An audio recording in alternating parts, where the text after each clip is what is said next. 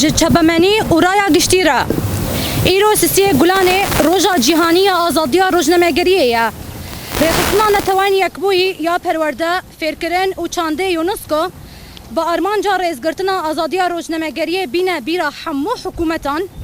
و دریا ودا پیمانا وین هوک آدی روکی یاد جوینا روزنامه‌وان افریقیایی یا سیسی گلانه 1991 یکان دهاته لدار خستن ببیر بینه افروج دست نشان کرد. دناواروکا پیمان دا آواکرنا زمینه که آزاد و به اوله روزنامه‌وانان را ده همان دمیده روزنامه‌وان و خبرکاران را گهاندنه به روزه وکا روزا هیویه خواهی جبو دوزا آزادی روزنامه‌گری و اخلاق و دبینن. نتوان یکبویی به وی بونه روشا روزنامه‌گری لسرانسری جیهان دنرخینه و روشا روزنامه‌وان راستی تندی شدت و گرتنه تین ببیرتینه.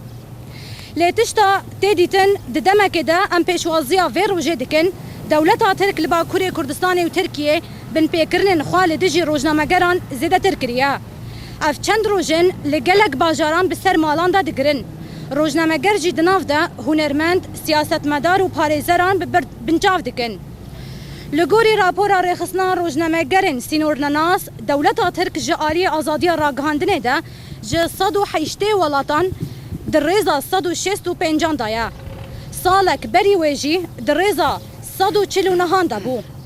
او جی ویکی نشان ده کو دستلاتا آکپی لسر آزادی رامان و مافی مروان خطاریه که مزن آوادکه نها جی و ددما هلبجارتنین لباکوری کردستان و ترکیه نزد به دولتا ترک بن پیکرن و سوجن لدجی راگهاندنا آزاد زیده ترکیه اف نتصادفه دستلاتا آکپی ده ویکی ده هیوی دکه کو باندور لانجام هلبجارتنان بکه و قزنجان جدسلاتداری اخوا بدست بخه زور و زخت دولتا ترک لباکور روجلاتی سوری جی لدجی راگاندنا آزاد پیک هاتیه شهادتا حوال ما عیسام عبدالله و برینداربونا هن روزنامه‌وانان ترساوان آج راگاندنا آزاد نشان ده او جتفگر آزاد راگاندنا باکور روجلاتی سوری ده ترسن جلوما ایریشی راگاندنا آزاد دکن جدسپیکا شورش و حتی نها هجمارک روزنامه‌وانان ده ایریشن دولتا ترکا داگر کرده شهید و بریندار بونه مخابن حمو کرن و سوجن دولتا ترک لبرچاوین سازی ناو نتوایی و نتوین یکبویت نکرن ام وکر یکیتیا راگاندنا آزاد یرا به وی بونه و ددما سیسی گلانه ده روژا جیهانی آزادی روزنامه‌گری پیشوازی دکن بن پیکرن و سوجن لدجی روزنامه‌وانان و حمو گرتیان بتندی نعلت و شرمزار دکن ده همان دمیده پشتوانی خویا به حمو روزنامه‌وان چالاکوان و حقوق ناسن جالی دولتا ترک و هاتنه گرتن نشان دادن ده همان دمیده جنتوان یکبوی و حمو سازی و دزگاه جیهانی ین گرسایی ین گریدای و دکن دست جپاشگوه کرن اخوا بردن و لگوری پیمان و بیوان خوا تف بگرن زخته لدولتا ترک بکن داد زوترین دمده حمو روزنامه‌وانان دگرتین سربست بردن یکیتیا راگهاندنا آزاد قامشلو سیسی گلانه اليوم 3 أيار هو يوم لحرية الصحافة تهدف منظمة الأمم المتحدة للتربية والعلوم الثقافية اليونسكو التي تذكر جميع الحكومات باحترام حرية الصحافة ومن خلالها تم عقد اتفاقية ويناهوك التاريخية في اجتماع الصحفيين الأفارقة في 3 أيار 1991 وتم تفعيلها ومحتوى الاتفاقية هو خلق بيئة حرة وآمنة للصحفيين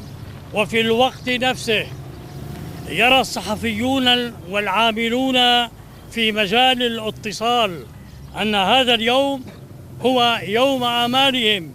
في قضايا حرية الصحافة وأخلاقيتها. وفي هذا الصدد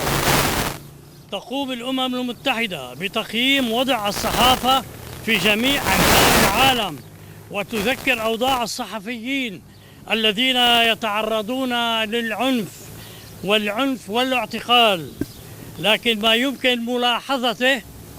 هو أنه في الوقت نفسه نستقبل هذا اليوم زادت الدولة التركية من انتهاكات ضد الصحفيين في شمال كردستان وتركيا خلال الأيام القليلة الماضية. وبحسب تقرير منظمة صحفيين بلا حدود، فإن الدولة التركية الفاشية 165 من أصل 180 دولة من حيث حرية الاتصال. قبل عام من ذلك احتلت المرتبة 149. يظهر هذا أيضا أن سيطرة حزب العدالة والتنمية تشكل تهديدا كبيرا لحرية الفكر وحقوق الإنسان. وحتى الآن ومع اقتراب الانتخابات في شمال كردستان وتركيا، زادت الدولة التركية الفاشية من الانتهاكات والجرائم ضد حرية الاتصال. وهذه ليست مصادفة، فحكومة حزب العدالة والتنمية تعمل في التأثير على نتائج الانتخابات وجني الأرباح من حكمهم. كما أن ضغط الدولة التركية الفاشية في شمال وشرق سوريا كانت ضد حرية الصحافة واستشهاد الزميل عصام عبد الله وإصابة بعض الصحفيين تظهر كراهيتهم لحرية الصحافة والإنسان. والنظام التركي خائف من حرية تنقل الإعلام في شمال وشرق سوريا، ولهذا يهاجمون الإعلام والصحافة الحرة. فمنذ بداية الثورة وحتى الآن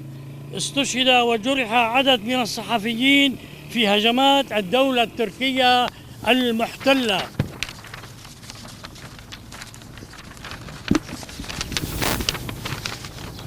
وللأسف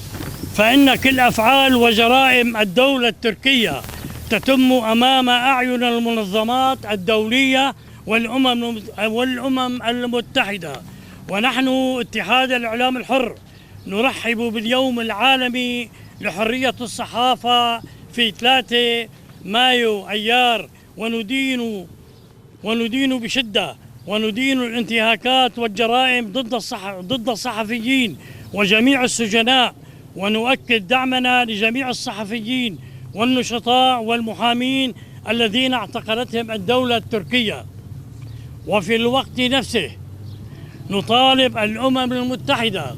وجميع المنظمات الدولية والإنسانية ذات الصلة بالتوقف عن تجاهلهم والتصرف وفق رسائلهم ومعاييرهم، والضغط على الدولة التركية لإطلاق سراح جميع الصحفيين والسجناء الآخرين في أسرع وقت ممكن. اتحاد الإعلام الحر.